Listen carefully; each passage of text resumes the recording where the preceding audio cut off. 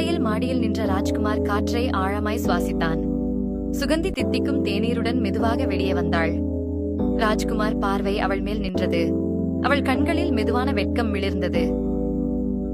இன்று வேலைக்கு போகலையா சுகந்தி என்று அவன் கேட்டான். சிறிய தலைவலி என்று அவள் மெதுவாக சொன்னாள். ராஜ்குமார் கவலைப்பட்டு அவள் அருகே நின்றான். நெற்றியில் கை வைத்து அவளை பார்த்த கண்களில் அக்கறை தெரிந்தது. சமையலறையிலிருந்து காபி வாசம் பரவியது. அவன் அவள் விரும்பும் சுவையிலேயே காபி ஊற்றினான். இதை நான் தான் குடிக்கணுமா என்று அவள் நாணத்துடன் கேட்டாள். உனக்காகத்தான் செய்யறேன் என்று அவன் குரல் மென்மை கொண்டது. மழை திடீரென்று கொட்டியதால் துணிகள் நனைந்தன. ராஜ்குமார் அவற்றை எடுக்க விரைந்து சென்றான். சுகந்தியும் அவனை தொடர்ந்து உதவ வந்தாள். இருவரும் நனைந்த கைகளால் துணிகளை சுருக்கும் போது அருகருகே நின்றனர். நனைந்த மாடியில் சுகந்தி வழுக்கி ஆல்மோஸ்ட் விழுந்தாள். ராஜ்குமார் திடீரென்று அவளை தழுவி பிடித்தான். அவள் மூச்சு அவனின் மார்பில் ஒட்டி கேட்டது. ஒரு கணம் இருவரும் ஒன்றைக் கண்டு நிற்க மறந்தனர். மின் துண்டிக்கப்பட்டதால் வீடு முழுக்க இருள் சூழ்ந்தது. சுகந்தி மெழுகுவர்த்தியை பிடிக்க முயன்ற போது கை நடுங்கியது. ராஜ்குமார் அவள் அருகே நின்று மெழுகுவர்த்தியை ஏற்றினான். ஒளியில் அவள் முகம் இன்னும் அழகாக தெரிந்தது. யாராவது உன்னை காயப்படுத்தினாங்கன்னா நான் தாங்க மாட்டேன் என்றான். அவன் குரலில் ஊறும் பாசத்தை சுகந்தி தெளிவாக உணர்ந்தாள். அவள் நெடிய மூச்சுடன் நான் சரியா இருக்கேன் ராஜ் என்றாள். அவள் பெயர் அவன் வாயில் கேட்டதுமே அவன் மனம் துடித்தது. ராஜ்குமார் காய்ச்சலால் படுக்கையில் வலியுடன் இருந்தான்.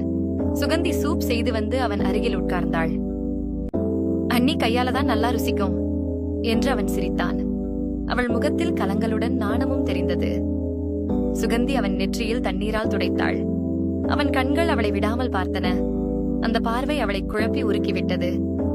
அவள் ஒரு நொடி கூட விலக முடியாமல் நின்றாள். இரவு இடி மின்னலுடன் புயல் எழுந்தது. சுகந்தி பயந்து மெதுவாக ராஜ்குமார் இருக்கும் அறைக்கு சென்றாள். அவளை பார்த்தவுடன் அவன் நிதானமாக எழுந்தான். வா, பயந்திரியா என்று அவன் அருகே அழைத்தான். சுகந்தி அவன் அருகே அமர்ந்ததும் அவள் தோள்கள் சிறிது நடுங்கின. ராஜ்குமார் மெதுவாக அவளது கையை பிடித்தான். அவள் எதிர்க்காமல் அமைதியாக அவன் மீது சாய்ந்தாள். வெளியில் புயல் இருந்தாலும் உள்ளே நிம்மதியான வெப்பம்.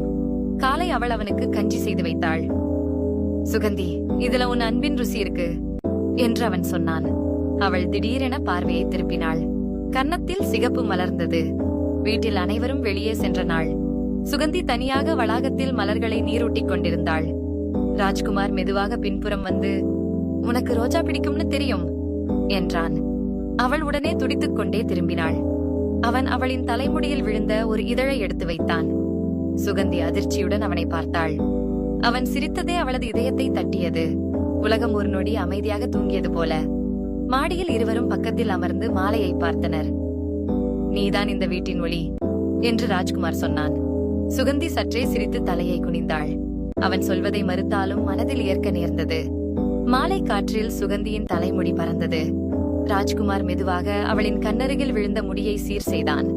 அவள் மூச்சு நின்றது போல உணர்ந்தாள். அவன் கையில் அன்பு தெளிவாக தெரிந்தது. சுகந்தி சாப்பாட்டையில் சாப்பாடு போடிக்கொண்டிருந்தாள்.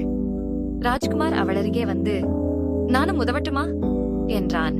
அவள் வெட்கத்துடன் வேணாம், பார்ப்பாங்க என்று சொன்னாள். ஆனால் அவளை பார்த்து அவன் சிரித்த போது மனம் உருகியது. சாப்பிட்ட போது அவன் தட்டிலிருந்த ரோட்டியை சுகந்தி எடுத்து துண்டித்தாள். அவன் ஆச்சரியமாக அவளை பார்த்தான். கடினமா இருந்துச்சு அதனால என்று அவள் மெதுவாய் சொன்னாள். அவள் கவனிப்பில் அவன் இதயம் துடித்தது.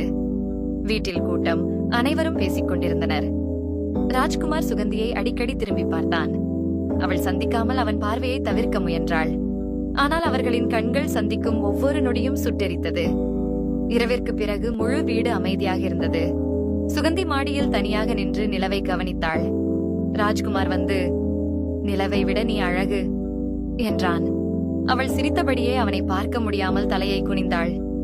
அன்று சுகந்தியின் விரலில் காயம் ஏற்பட்டது. ராஜ்குமார் உடனே பேண்டேஜ் எடுத்து அவள் அருகே வந்தான். அவள் நான் செய்கிறேன் என்றாலும் அவன் நிறுத்தவில்லை. அவன் விரலை டச் செய்த அந்த நொடி அவள் மனம் நடுங்கியது. உன்னை காயப்படுத்துறதே என்னால தாங்க முடியல என்றான் அவன். சுகந்தி கண்களை மெதுவாக உயர்த்தி பார்த்தாள். அவன் பார்வையில் சொல்லாத காதல் தெளிவாக இருந்தது. அவள் இதயம் சத்தமாக துடித்தது. மழை சீசன். குளிர்ந்த காற்று வீசியது. சுகந்தி ஷாலை பிடித்து நடுங்கிக் கொண்டிருந்தாள். ராஜ்குமார் தன் ஷாலையை அவளின் தோளுக்கு மேல் போர்த்தினான். அவள் அதில் அவனின் உடல் வெப்பத்தை உணர்ந்தாள். அவன் கையை விடாமல் அவள் நின்றதை அவன் கவனித்தான். சுகந்தி, பயமா என்று மெதுவாய் கேட்டான். அவள் தலையை அரிதாக ஆட்டினாள். அவன் அந்த கையை சற்று வலியாக பிடித்து அவளை நிம்மதிப்படுத்தினான். வீட்டின் பின்வாசலில் இருவரும் பேசிக் கொண்டிருந்தனர். ராஜ்குமார், உன் சிரிப்புக்காக நான் எதையும் செய்யேன் என்றான். அவள் அதிர்ந்து அவனை ஒருமுறை பார்த்தாள். அவளின் உள்ளம் அந்த வார்த்தையை ஏற்கத் தொடங்கியது. குடும்பத்தினர் வெளியேறியதும் வீடு இருவருக்கே ஆனது. சுகந்தி சமையலில் மூழ்கியிருந்தாள். ராஜ்குமார் அவளை பின்னிருந்து பார்த்துக் கொண்டே, உனக்கு உதவி வேணுமா என்றான். அவள் சிரித்தபடி, உனக்கு வரும்னா உதவு என்றாள். ராஜ்குமார் அவளின் கைத்துண்டை துடைக்க உதவினான். அவன் அவள் அருகே நின்றதை சுகந்தி உணர்ந்தாள். அவர்கள் பேசாமல் நின்றாலும் காதல் கனமாக இருந்தது. அவளின் தோள் அவன் கையை தோன்றாமல் பிரஷ் செய்தது. சுகந்தி ரசம் கிளறிக் கொண்டிருந்தாள். ராஜ்குமார் அதை சுவைத்து, ரொம்ப நல்லா இருக்கு என்றான். அவள் சிரித்துக் கொண்டே, வெச்சதாலதான் என்றாள். அவள் சிரிப்பு அவன் உள்ளத்தை கவர்ந்தது. இரவு ஆயிற்று. விளக்குகள் மெல்ல அணைந்தன. சுகந்தி படுக்கப் போகும்போது ராஜ்குமார் அழைத்தான். சுகந்தி, நீ இருந்தா வீட்டுக்கு உயிர் வரும் என்றான். அவள் தன்னிடம் சொல்லப்படாத உணர்வை மறைக்க முடியாமல் நின்றாள். அவள் திரும்பிச் செல்லும் முன் ராஜ்குமார் மெதுவாக சொன்னான், நீ இல்லாம நான் எப்படி? அந்த உரையால் சுகந்தி முழுமையாக கலங்கினாள். அவள் அவனை பார்க்க துணிந்தாலும் மனம் துடித்தது. காலை நேரத்தில் சுகந்தி தோட்டத்தில் மலர்கள் பறித்துக் கொண்டிருந்தாள். ராஜ்குமார் மெதுவாக வந்து, ரோஜாவை விட நீ அழகு என்றான். அவள் சிரித்தாலும் கன்னத்தில் சிவப்பு ஊர்ந்து வந்தது. அவனின் வார்த்தைகள் அவள் மனதை நாள் முழுக்க சூடாக்கின. வீட்டில் சிறு சண்டை. சுகந்தி கவலையுடன் அமைதியாக இருந்தாள். ராஜ்குமார் சும்மா பார்த்து கொண்டிருந்தாலும் மனது கலங்கியது. அவளை தனியாக அழைத்து, யாரும் உன்னை வருத்தக்கூடாது என்றான். அவள் மெதுவாக அவனின் கையை பிடித்தாள். அவனின் கையை பிடித்த அந்த ஒரு நொடி இருவருக்கும் புதிய உணர்வு. சுகந்தி அதிர்ந்து மீண்டும் கையை விட்டுவிட்டாள். அவன் சிரித்தபடி, பரவாயில்ல, எனக்கு ரொம்ப பிடிச்சது என்றான். அவள் கன்னம் இன்னும் சிவந்தது. மழையில் சுகந்தி துணி உலர்த்தும் போது அசைந்து குளிர்ந்தாள். ராஜ்குமார் அவளை பார்த்ததும் உடனே மேல்குடையை கொண்டு ஓடி வந்தான். அவளை குளிரிலிருந்து காப்பாற்ற அவன் மிக அருகே நின்றான். அவள் மூச்சு அவன் கழுத்தில் தெரியும்படி நெருக்கம் அதிகரித்தது. சுகந்தி வழுக்கி ஆல்மோஸ்ட் கீழே விழுவதை ராஜ்குமார் தழுவி பிடித்தான். அவளின் இடுப்பில் அவன் கை இருந்தது. அவள் கேட்கும் அளவுக்கு அவன் இதயம் துடித்தது. அவள் கண்கள் அவன் கண்களில் தள்ளி போனது. இருவரும் வீட்டின் பின்புறத்தில் அமைதியாக அமர்ந்திருந்தனர். சுகந்தி வெட்கப்பட்டு பேசாமல் இருந்தாள். ராஜ்குமார் அவளது நெற்றி முடியை மெல்ல தட்டி சரி செய்தான். அவள் தன்னால் மூச்சு வாங்க முடியாமல் அவனை பார்த்தாள்.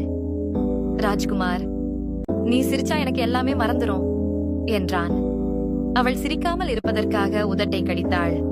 அவளின் அந்த சின்ன நாணத்தையும் அவன் ரசித்தான். இருவரும் அமைதியாக இருப்பதில் கூட காதல் பாய்ந்தது. சுகந்தி ஒரு நாள் உடல் நலக்குறைவாக படுத்திருந்தாள். ராஜ்குமார் அவள் அருகில் அமர்ந்து நெற்றியை துடைத்தான். நீங்க இல்லனா வீட்டே காலியா இருக்கும் போல என்றான். அவளது கண்களில் நன்றி கலந்த அன்பு தெரிந்தது. அவளுக்கு மருந்து கொடுக்கும் போது சுகந்தி அவனின் கையை பிடித்தாள். அது அவளுக்கு நிம்மதி, அவனுக்கு மின்சாரம் போல. அவன் அந்த கையை விடாமல் இன்னும் சில நொடிகள் வைத்திருந்தான். அவள் கண்கள் தன்னில் தானே மூடியது. இரவு மின்சாரம் போனது. வீடு முழுக்க இருள். சுகந்தி பயந்து வாசலின் அருகே நின்றாள்.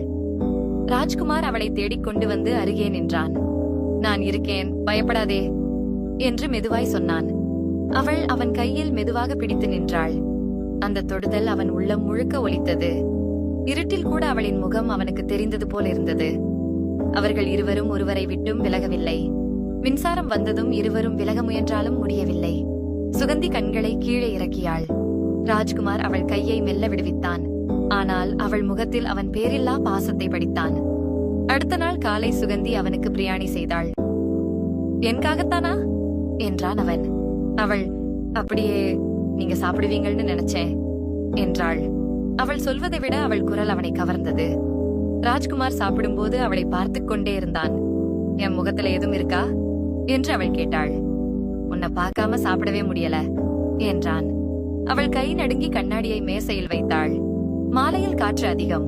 பின்வாசலில் இருவரும் நின்றனர். சுகந்தி ஷாலையை இருக்க பிடித்தபடி நடுங்கினாள். ராஜ்குமார் அவளை நெருங்கி கட்டும் போல் ஷாலையை சரி செய்தான். அவள் அந்த நெருக்கத்தில் மூச்சை அடக்கிக் கொண்டாள். சுகந்தி என்று அவன் மெதுவாக அழைத்தான். அவள் அவனை பார்த்ததும் கண்கள் ஓயாமல் தடுமாறின. நீங்க என்ன நினைக்கிறீங்க என்று குரல் நடுங்கியது. அவன் பதில் சொல்லாமல் அவளின் கையை பிடித்தான். அந்த கையை பிடித்த உணர்வு இருவரையும் அமைதியாக மாற்றியது. ராஜ்குமார் அவள் கண்களை நேராக பார்த்தான். நான் உன்னை கவனிக்கிறேன் ரொம்ப என்றான். அவள் இதயம் அந்த கணமே அவன் வசமானது. சுகந்தி தலையை குனிந்து எனக்கும் என்றாள். வார்த்தைகள் சொல்லாமலே அவள் மனம் வெளிச்சம் விட்டது. அவள் குரல் அவனை நடுங்கச் செய்தது. அவன் மெதுவாக அவள் தோளில் கை வைத்தான். நிலவொளியில் இருவரும் நெருக்கமாக நின்றனர். மெல்லிய காற்று அவளது முடியை அவன் முகத்துக்கு தூக்கி வந்தது. அவன் அதை சற்று தள்ளி வைத்தான். அந்த ஒரு தொடுதலே அவள் உடம்பெல்லாம் நடுங்கச் செய்தது. ராஜ்குமார் என்று அவள் மெதுவாக அழைத்தாள். அவன் அருகே திரும்பி நின்றதும் இருவரும் கண்களை மூடிவிட்டனர். அவர்களின் கைகளும் இதயங்களும் ஒன்றாக இணைந்தது. அந்த இரவே அவர்கள் சொல்லாமல் பகிர்ந்த